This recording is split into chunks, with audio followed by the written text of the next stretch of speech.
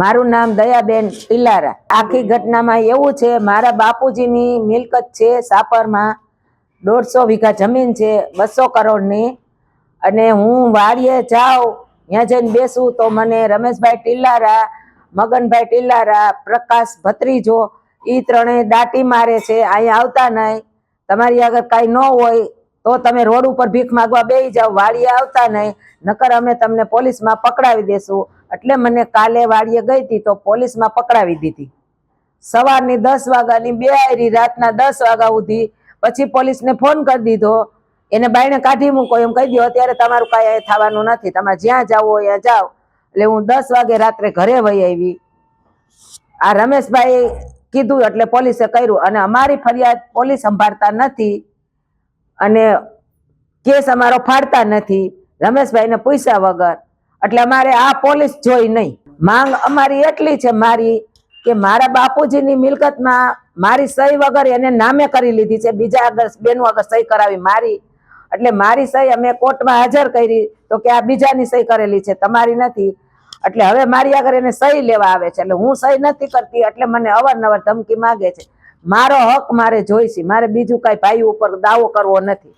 મને હક આપી દે એટલે હું મારો કેસ પાછો ખેંચી લઉં, આ મારો દાવો છે। હા, 4 હતા, એમાં 4 માંથી મને એકનું આવડે છે, મુકેશભાઈ છે લાંબા એવા, 5 હાથ પૂરા, અને ઈ કે એટલે તાણી થી જ બોલવા માંડ્યા, એમ કે માજી બી જાય, રાતે 10 વાગે ગયા હતા કાલ।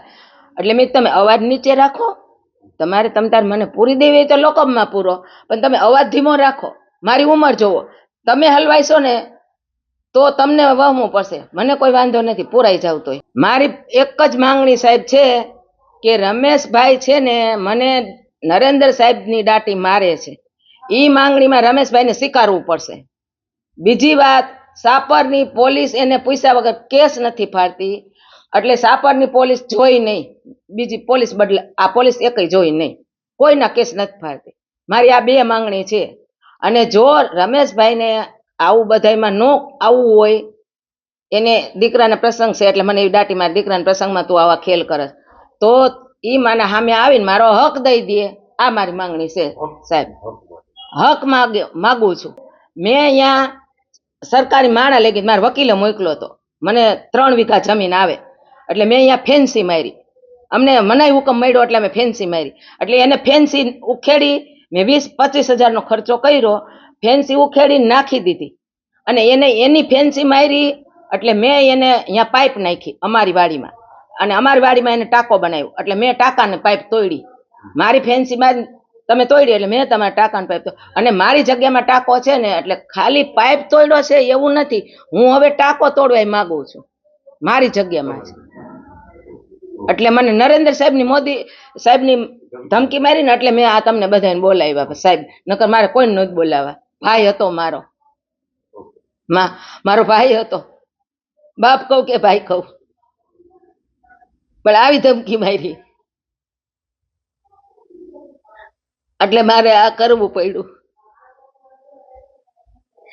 આ મારા ભેગા એક જ ફેરે ઘરવાળા આવ્યા વકીલ આગળ, તો મારા ઘરવાળા હોય તો મારા ભેગા આવી ગયા, તો મગનભાઈએ મારા ઘરવાળાને ગાય દીધી મા હમાની। આ હારા માણાના દીકરો હોય ને એટલે ન બોલ્યો હોય, ઈ ટેકાણે હારો ગાય દે ને તો અહીંયા પાડી દઈ, અમે વહી આવ્યા મૂંગે મોઢે। મેં કીધું તમે બોલતા ને હું લડીશ, તમે નથી બોલવાનું, તો એક શબ્દ નથી બોલ્યા। મારા છોકરાને બોલાવીને ધારાસભ્યની ઓફિસમાં રમેશભાઈએ ગયા દિવાળીએ આને 3 વાર બોલાવીને કીધું, તાર મમ્મીને કાંઈ કહેવાનું નથી, અમે તને કહી, અને તારે અમે તને બોલાવી એટલે તારે આવી જવાનું છે, એટલે આને પુરાવો હતો લોકઅપમાં। કાલે મારે આગળ 10 વાર ફોન માંગ્યા પોલીસે, મુકેશભાઈએ દીકરાનો નંબર આપો, દીકરાનો નંબર નહીં, હું લડું છું, મારું કરો, તમારે જે કરવું હોય। મહિલા પોલીસને બોલાવી, મને ડેલે બેહારી, હવે તમે અહીંયા 24 કલાક નહીં 48 કલાક ડેલે બેહો, અમને કોઈ વાંધો નથી, અંદર નહીં, લખી જ નથી, લખતા જ નથી, એમને બેસાડ રાખી। અંદર ગ્રાઉન્ડ છે, અહીંયા મોટું એક ઝાડ છે, ઝાડ હેઠે હું 10 વાગ્યાની સવારના બેઠી હતી, રાતના 10 વાગ્યા સુધી બેઠી। પછી મને કે હવે તમે 10 વાગ્યા, અહીં મહિલા નથી કોઈ, તમે અહીંથી વયા જાઓ। મેં કીધું તમે બોલાવો ધારાસભ્યને, નકર કેસ ફાડી દો, તો કે કાંઈ નહીં થાય, તમારે જેને બોલાવો એને બોલાવો, મીડિયા વાળાને બોલાવો હોય તો એને બોલાવો, તમ તારે એનો રસ્તો અમારી આગળ હોય, તમે મારી અહીંથી વયા જાઓ. બાપુજીને મારી જ નાખ્યા હતા એ લોકોએ. ઈ 25-30 વર્ષ થયા. ઈ તેદુનો આ કેસ અમે એને કર્યું જ નથી કાંઈ. મોટા માણા રહ્યા ને, આપણે નકામું ભાઈનું વગોવાનું, એટલે અમે એને શાંતિથી સમજાવ્યા, પણ એ લોકો સમજ્યા નહીં. અને મને આ વર્ષમાં 8 વાર પોલીસમાં બેહારી. 150 વીઘા જમીન છે, 1 વીઘાના 1.5 કરોડ છે, 9 ભાઈ બેન છે, બરાબર. એમાં એને નામે કરી લીધી બાપુજીને દબાવી. ત્યારે 4 બહેનોની સહી લીધી, 6 બહેનો છે, 3 ભાઈ, 4 બહેનોની મોટાની સહી લીધી. અમે નાના 2 બહેનો છે ને, એટલે અમારી ઓલા બેન બિચારા ભણેલા લઈ અંગૂઠા મારવાની સહી લીધી. અમારી આગળ આવી ફાઇલ, એટલે મને કે આમાં સાઇન કરો. સાઇન કરવાનું થતું નથી. બાપુજીને તમારે કાઢી મૂકાય, એનો જવાબ મળે એટલે અમે સહી કરશું. કોર્ટ કેસ ચાલુ છે. 4 વકીલ મારી આગળ બદલાવ્યા, 4 વકીલને ફોડ્યા, ન કરવા દીધો આગળ. અત્યારે જો દિલીપ મહેતા છે, બરાબર, એને કે તમારે આ મેટલ લડવા નથી થતી, તમે કેસ ખાલી રાખો, અહીંયા ટકાવી રાખો. 7 વર્ષ 8 વર્ષથી ટકાવી રાખ્યો છે, આગળ જવા દેતા નથી. 4 બહેનો આગળ લઈ લીધી, અમે 2 બહેનો બાકી છે. આજે મને પોલીસે કાલ રાત્રે 7 વાગ્યા સુધી તો કઈ ન બોલ્યા. એ કે મારી તમે વયા જાઓ, મારી તમે વયા જાઓ. ઘડીએ ઘડીએ 2 પોલીસ આવે, કલાક થાય ને. મેં કીધું ભાઈ, હું તમને કઈ કહેતી નથી, હું મારા ભાઈઓને ફોન નથી કરતી, હું ફોન નથી કરતી, મને ફોન નંબર આવડે નહીં, નંબર મોઢે હું કોઈ નથી કરતી. મને એફઆઈઆર ફાડી દો ને એટલે હું અહીંથી નીકળી જવા તૈયાર છું. લીધી જ નહીં. એવું થાય છે એટલે તો સાહેબ આ બોલાવ્યા બધા. ઈ ધારાસભ્ય ગયા 1 તારીખે થયા, 1 વર્ષ થયું. એની ઓફિસે મને બોલાવી, 4 વાર એની ઓફિસે મને ધમકાવી, આમાં સાઈન કરવાની થાય છે કે નથી થતી. એટલે મેં કીધું નથી થતી. એટલે મારા છોકરાને બોલાવ્યો ચાનવાનો. એટલે આ કે મારી મમ્મી વગર હું ન આવું, તમારો ભાઈ બહેનનો મામલો છે. એટલે આને કે તારે આવવું છે કે નથી આવવું, ન કરી કે છે ને આનું પરિણામ નહીં સારું આવે. અમારે નરેન્દ્ર સાહેબ સુધી લાગવાક છે, એટલે તમે એટલામાં સમજી જાઓ. એટલે મને નરેન્દ્ર સાહેબની ધમકી મારી રમેશભાઈએ, બરાબર. અને કોઈ પણ ના, હું ગામ તમારા બાપુજીનું ગામ હોય, મારા બાપુજીના ગામમાં હું ગમે જાઉં, કોકની ઘીરે, જેની ઘીરે જાઉં ને, આપણને ઓળખતા હોય ને દીકરી, તો એ લોકોને દબાવે, મારે હોતન. પ્રકાશભાઈ છે, મગનભાઈનો દીકરો, મોટા ભાઈનો પ્રકાશભાઈ કરીને છે, પોલીસ સ્ટેશનમાં બધાય ઓળખે છે. એને મને એમ કીધું, કોઈની ઘીરે ગયા ને એટલે જેની ઘીરે ઉતારવા દીધા ને એ લોકોને મારશું. એટલે 1 જણાને માર્યા. પછી હવે હું કોઈને ઘીરે જાતી નથી. તો સાહેબ હું જાઉં ક્યાં, વાડીએ જાઉં, તો કાલ મને વાડીએ ધમકી મારી. ગામમાં ન જવા દેતા, કોઈને ઘરે નહીં. સાપર. હવે આખી ઘટના, મારું નામ ચેતનભાઈ ઊંધાર છે. હવે આખી ઘટનામાં એવું થયું કે ભાઈ મને સવાર સુધી ખબર નહોતી મમ્મી ક્યાં હતા. સવારે હું તો વહેલો નીકળી જાઉં છું, અને બપોરે 11:30 12 વાગે મને ફોન આવ્યો કે હું આવી રીતે પોલીસવાળા મને અહીંયા પોલીસ ચોકીએ, સાપર પોલીસ ચોકીએ લઈ આવ્યા છે, સાપર પોલીસવાળા. એટલે હું ત્યાં મેં કીધું કાંઈ વાંધો નહીં, તો ચાલો હું બહાર હતો તો હું ત્યાં પહોંચું છું. એટલે કે વાંધો નહીં. હવે પોલીસવાળાનું કેવું એમ હતું કે અમને એ લોકોએ કમ્પ્લેન કરેલી છે, એટલે અમે છે ને તમારા મમ્મીને લઈ આવ્યા છીએ. મેં કીધું કાંઈ વાંધો, કયા બાબતે કમ્પ્લેન કરી, શું કરી છે, એની કોઈ તમારી પાસે કાંઈ પણ અરજી હોય, એ કાંઈ પણ આવ્યું હોય, ફોનમાં તમને 100 નંબર 100 ઉપર કમ્પ્લેન કરી હોય તો એમાં અરજી હોય તો એમાં મને કાંઈ આપો, પ્રૂફ આપો, તો ભાઈ હું આ લોકોએ આવી રીતે કમ્પ્લેન કરી તો મને ખબર પડે. એટલે મેં પછી મમ્મી સાથે વાત કરી. એટલે મેં કીધું ફોન ઉપર વાત થઈ. એટલે ફોન ઉપર વાત થઈ એટલે એ લોકોનું કેવું એમ હતું પોલીસવાળાનું કે તમારા મમ્મી છે ને અમે અહીંયા લઈ આવ્યા નથી.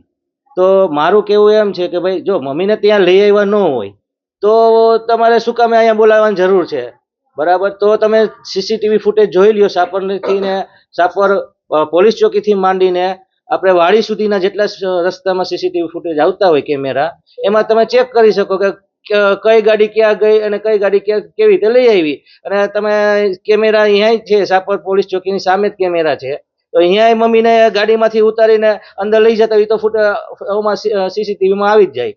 એટલે મારું કેવું એમ છે કે જો તમે ન લઈ આવ્યો હોય તો તમે અહીંયા મમ્મી આવે શું કામે, શું કરવા આવ્યા? જો એ અરજી કરવા આવ્યા હોય, બરાબર છે, તો સામેવાળાને બોલાવતા કેમ નથી તમે? તો સામેવાળાને નથી બોલાવતા, અમારું કેવું એમ જ છે. અને પોલીસવાળા મમ્મીને ધમકાવતા હતા. એ ચાર જણા જે હતા, 4 સાહેબ હતા, બરાબર.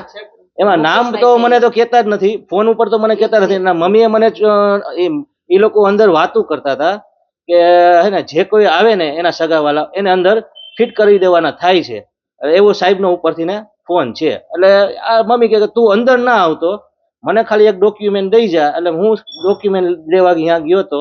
એટલે હું ત્યાં જ પુલ નીચે, સાપર પોલીસ ચોકી પુલ નીચે ઊભો હતો. ત્યાંથી ને મમ્મીને બોલાવીને ડોક્યુમેન્ટ આપીને મને કે તું અહીંયા આવતો નહીં, તું વયો જાય. એટલે હું વયો ગયો. એટલે હવે પોલીસવાળા, સાપર પોલીસવાળા છે એ કોઈ પણ પ્રકારનું એક્શન લેતા નથી. એ કઈ બાબતે કે જ્યાં લગી રમેશભાઈ ટીલાળા છે ને ફોન ન કરે ત્યાં લગી કોઈ પણ એક્શન કે કોઈ અમારી બાબત નથી. XYZ ગમે નાના માણસો જાય કે મોટા માણસો જાય, જ્યાં લગી રમેશભાઈ કહે ત્યાં લગી છે ને આ લોકો એક્શન લેતા નથી. તો જો સાપર પોલીસ વાળા એક્શન ન લેવી હોય તો અમે તો એટલી જ માગણી કરી હતી, તો પછી પોલીસ ચોકી મૂકી દઈએ, બરાબર, એની નોકરી કરવા માંડે. અમે કે એને ના કોઈ પાડે છે, બરાબર. જો એ લોકોને આવું કરવું હોય તો બીજું એ કે ભાઈ પોલીસ વાળા કામ નથી કરતા તો અમારી અરજી એ લોકો કેમ સ્વીકારતા નથી, FIR કેમ ફાડતા નથી, બરાબર. FIR ખાલી અમને મમ્મીને સવારથી બેસાડી રાખીએ છીએ, બરાબર. અને અમે રમેશ મામાને પણ ફોન કર્યો હતો કે ભાઈ આ મેટર છે શું, અને તમે એને મમ્મીને આવી રીતે લઈ ગયા છે, અને રમેશ મામાએ મને એવું કીધું કે હું જાણી જાઉં, મને ખબર નથી આખી આ મેટરની. એટલે કીધું કાંઈ વાંધો, તમે જાણીને અને મમ્મીને છોડાવવાનું થઈ છે. જો તમારે મમ્મીને ન છોડાવવો હોય અને એમને રાખવા હોય તો એ પ્રમાણે મને કહો, તો હું મારે છોડાવવું પડે, મારા મમ્મી છે તો મારે છોડાવવા પડે. એટલે એને રમેશ મામાએ કીધું વાંધો નહીં. પછી અડધી કલાક થઈ તો ફોન આવ્યો નહીં. એટલે મેં એને ફોન કર્યો, એને ફોન ઉપાડ્યો નહીં. એટલે હું સમજી ગયો કે હવે આને છોડાવવા માંગતા નથી, આને બધી ખબર તો છે જ, બરાબર રમેશભાઈ. અને કરાવવા વાળા આપણે મગનભાઈ ટીલાળા છે. અને મગન મામાએ મમ્મી અહીંયા વાડીએ ગયા હતા, એટલે મગન મામાએ એને બેડ વર્ષ દીધા મમ્મીને, અને એમ કીધું કે ભાઈ અહીંથી તમને પકડી જઈશું, બરાબર, પોલીસને કહી દઈશું. પોલીસને કહી દીધું અને પોલીસ વાળા આવીને લઈ ગયા છે. બસ આટલી જ આ જે ઘટના થઈ એ આ પ્રમાણે થઈ. અમારી માંગ એટલી છે, મમ્મીને જે એના હક હિસ્સો આવતો હોય, બરાબર, એટલું એને દઈ દઈએ.